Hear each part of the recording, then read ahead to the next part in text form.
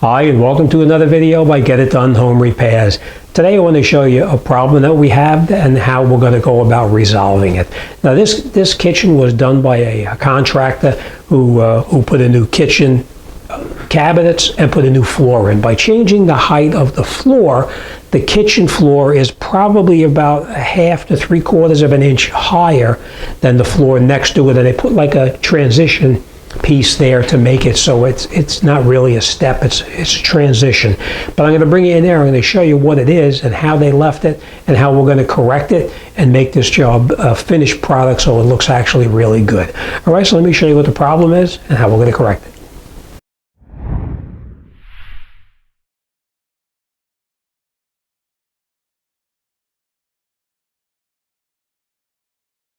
Okay, so this is the problem we have. As you can see, this is what the contractor did. He put a new kitchen floor in, but you have the transition between the kitchen and the hardwood floor, which is the entryway.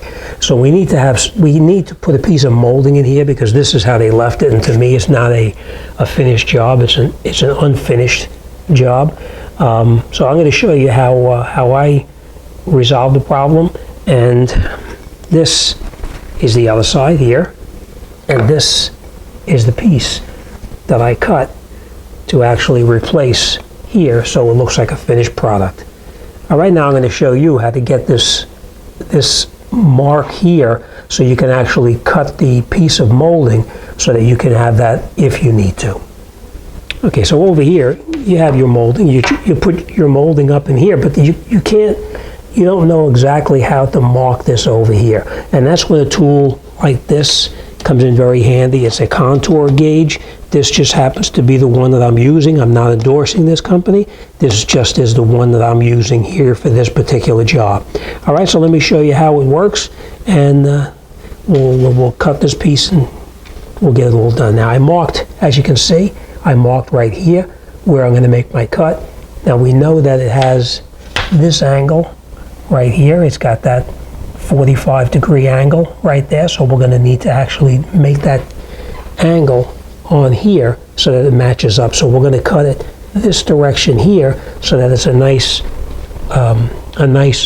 tight joint. And after we do that, then we'll come in here and we'll mark it and we'll cut this out with something called a coping saw. But I'll bring you into the shop and I'll show you how that goes. Okay, so now we're in the garage and we're going to make our cut. Now remember, we needed the cut to go this direction here. We needed to go this way right here. We're going to cut it that direction.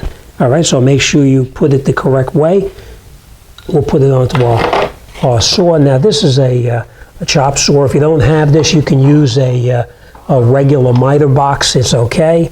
Whatever you have to make the cut is fine. All right, then we're just going to cut it.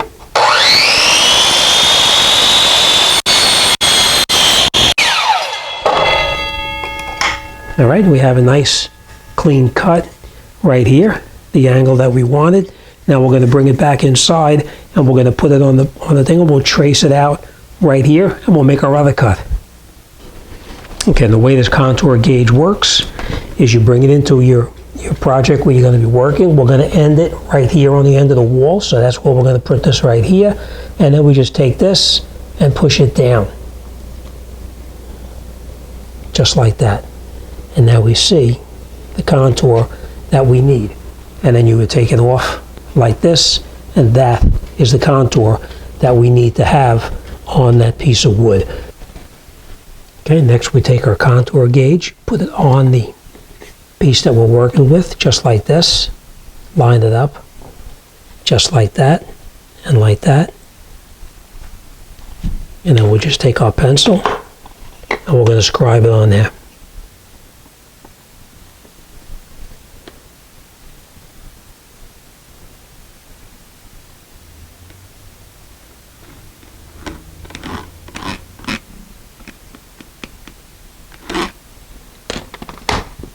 Okay, and then once we have it written or scribed onto the piece of wood, we'll go into the garage now and let's cut this off with our coping saw. Okay, next we're going to take our what's called a coping saw. We're going to take our coping saw, and this saw is able to cut very fine lines. So we're going to take this and we're going to cut it along here. All right, I'm just going to hold it on this piece of scrap wood right here. And then we're going to come in here. We're going to cut at a very slight angle. Instead of cutting perfectly straight like this, we're going to cut a little bit like that. So that way it'll actually, it'll fit a little bit better. Right, so now we're just going to go nice and slow just to get started.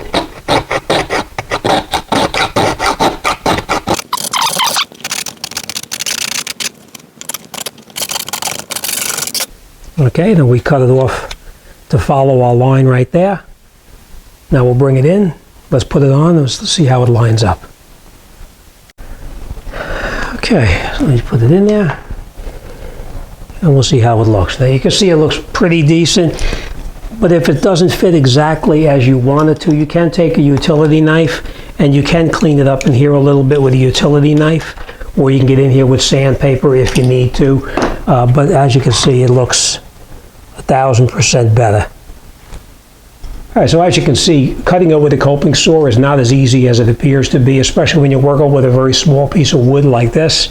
If you're not real happy with the way that it's sitting on the floor, you can get in here with a utility knife, as I said, and clean it up with a utility knife or a piece of sandpaper if you choose to make it a little bit closer. For me, this is perfect. I'm not going to go any further with it. I'm going to grab my nail gun, shoot it on with some nails, and this job is done, and we're on to the next one.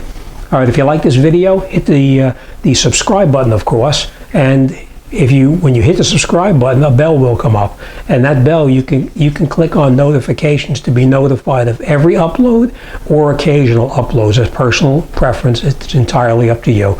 All right, but that's it. This job is done, and we're on to the next one. As always, thanks for watching. I'll see you on the next one.